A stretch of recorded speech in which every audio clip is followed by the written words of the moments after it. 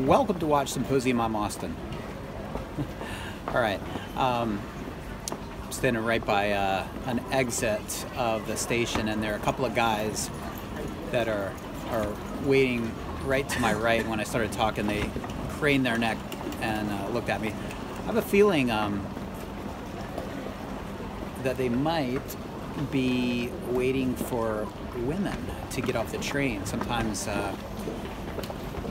I don't know what you would call them, but you get these guys and they'll wait by train stations, and when they see girls walking by themselves, they'll try and talk to them, and they're not trying to pick up the girls, but they're trying to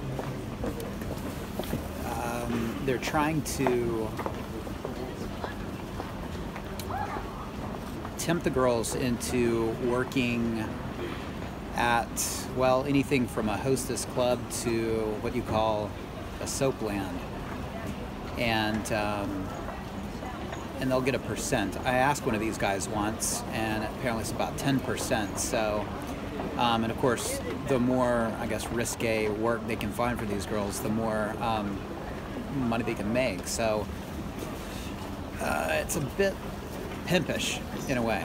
But anyway,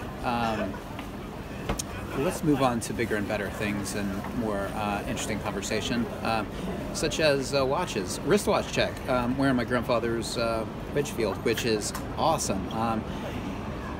It was probably about 20 seconds slow when I first started wearing it, and you know, it's got the non-hacking movement, so that's the best I could do. And I knew it was sort of has a tendency to run fast, so I thought it would kind of catch up, and it's only about 15 seconds slow, so it's keeping a really good time. And you know, I've just been, you know, at night laying it dial up, and well, I mean, it seems to be what, I guess I've been wearing it like a couple days now, so what, plus 3 a day. I mean, it's really accurate. You know, maybe I'll wear it for the next couple days. Next on the menu is the Sub. I really feel like wearing the Sub, and but still enjoying this. Really nice. My favorite grandfather watch. Although the Timex is kind of cool too. All right, so continuing on with yesterday's discussion of the pre-owned market in Japan. Now, one interesting aspect is that when you go to a pre-owned shop here, it's really not a thing to sell your watches directly to them. I think you can, but typically, and this is a unique aspect of Japan, there are places that just do the buying, and you'll see shops, not really even shops, but establishments, and they'll have this Japanese character that you're seeing right now, and that's the kanji, that's the Japanese character for buy. And they'll usually have, you know, like billboards with pearls and diamonds, and often a couple of Rolex watches. If I see one of these places, I'll get some footage for you guys, but they're strictly for selling your stuff. Sometimes they'll be drive-through, but you go in there and you know, you'll have to give your name and contact details, of course, but that's where you would go to get rid of your watch. Likely a watch that you bought new. Now, I've been in one of these places. I saw like signs for Rolex, and I walked in and I said, "You guys have any Rolex watches?" And the guy looked at me like I was crazy. He was like, "No, we buy them." And it was interesting because even if they had Rolex watches, he wouldn't have shown them to me, and he wouldn't have let me buy them.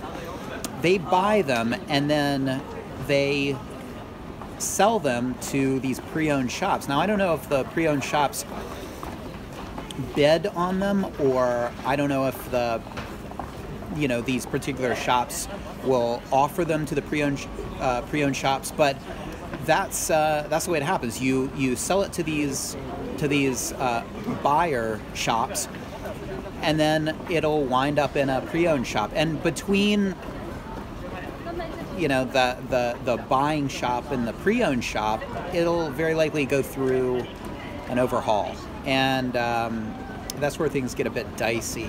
And why? Well,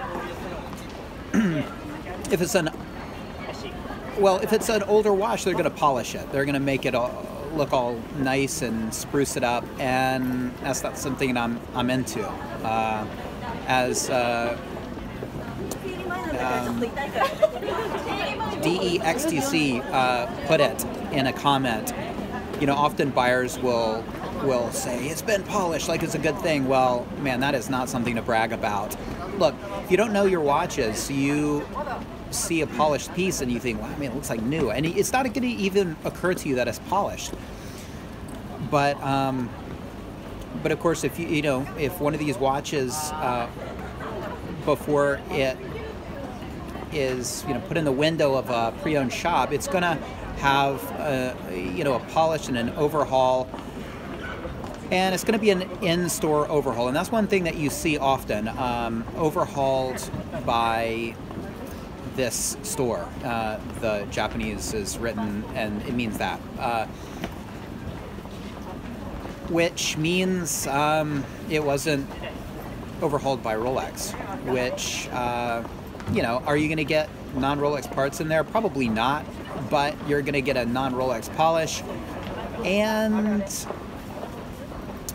yeah, it's a way they save money. I mean, they take the Rolex, it's going to cost them $700, whereas, one of these shops, if they have a watchmaker, independent charges $300. I mean, the watchmaker works there anyway, so it's basically, what's it going to cost them? Just the time to do the overhaul. And you're probably, I don't want to really speculate and say you're not going to get as good an overhaul as Rolex, but I think you're crazy to think you would.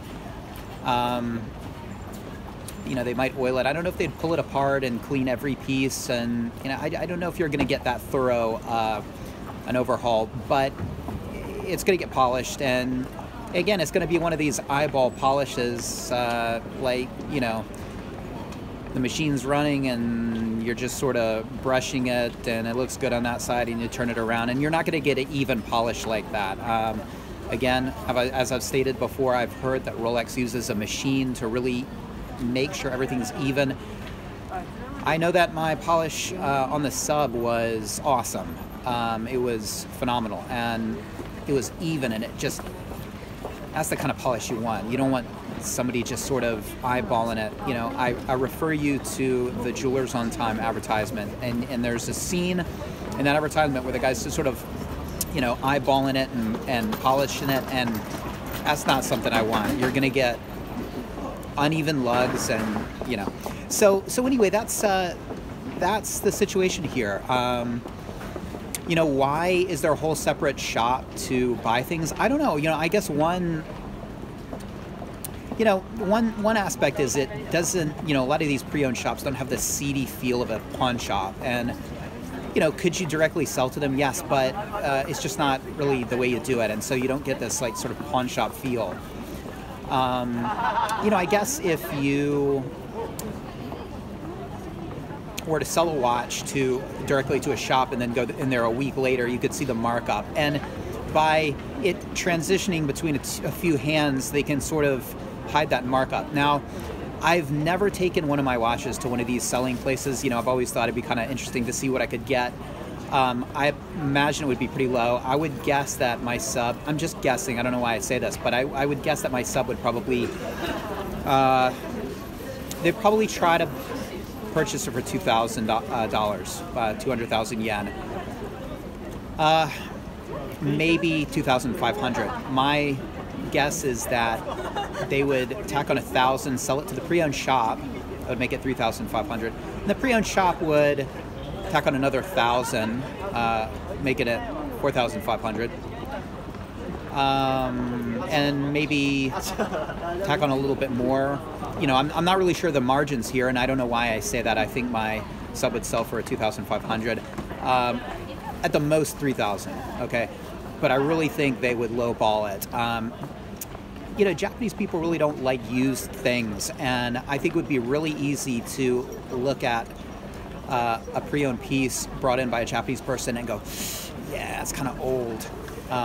Granted, it could be an unpolished sub, box and papers, but it's got some dings on it. Then I think a Japanese person, because of their aversion to used things, would look at it and say, yeah, it is kind of old, it is kind of used, I've had it for 10 years. Okay, yeah, I'll sell it for $2,000, $3,000. And I think many Japanese people probably, who are not watch people would think that they're getting an okay deal. Have I thought about going and just taking one of my watches and seeing what I would get? Yeah, I've thought about it. Do I want to do that? No. One of the reasons is I don't want anybody touching my watch. And, they would really, they'd probably try to take the band off of it. It's that guy trying to talk to a girl. Maybe you can see behind me. He just beelined it right behind me. He might be trying to snag a girl. Anyway, they'd take they'd crack the crown, and they'd fiddle with it and wind it and listen to it and set it and just sort of give it I don't know, get their mitts all up in it, and I don't know, it's just I really it's not even worth the knowledge of what one of my watches would sell me at one of the would get me at one of these shops. Again, I think it would be pretty low. I think $3,000 maybe for the sub, probably a lot less for the Explorer 2. Yeah, but anyway, that's just sort of a little bit about the Japanese watch market. Now, I guess there's just one thing that I would tell people who are looking to get into the pre-owned market, and that is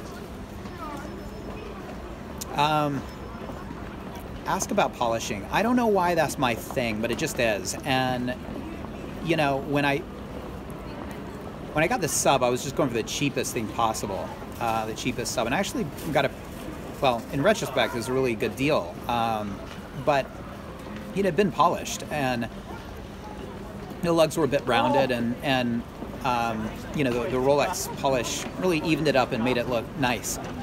That'll be the last polish it has. But it's one of those things that I think new people into it, it just doesn't really register on their radar, and they see a new piece and it's like, man, this is like new. Well, of course it's like new. It's a whole layer of metal is off of it. So watch those polishes. I mean, if I were into getting another watch right now, I probably would try to contact somebody through the Rolex forum and source an unpolished piece, because they're sort of on the same page as I am right now. I mean, nobody really wants a polished piece on that site. I mean, I'm sure, they sell, but you're not gonna find an unpolished piece. Well, I did with this GMT, but you're not going to find one easily at a pre-owned shop in Japan, because, again, if it had any nicks on it, it's going to have been polished. And I think it's really, unlikely that you could go in and say, hey, if you get a unpolished piece, call me. Yeah, I don't know. They might. That could work.